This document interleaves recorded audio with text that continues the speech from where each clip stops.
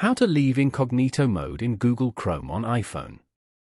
To get started, first of all go ahead and open up the Google Chrome application on your phone.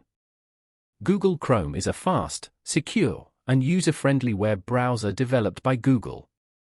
It allows you to browse websites, search for information, and access a wide range of online services. As you can see, the browser is currently in incognito mode, which does not save your browsing history. To switch to a normal tab, tap below as shown to open the tab switcher view. At the top of the screen, you will see icons for incognito and normal tabs. Now, tap on the plus icon at the bottom. You are now in a standard browsing session where your activity can be saved.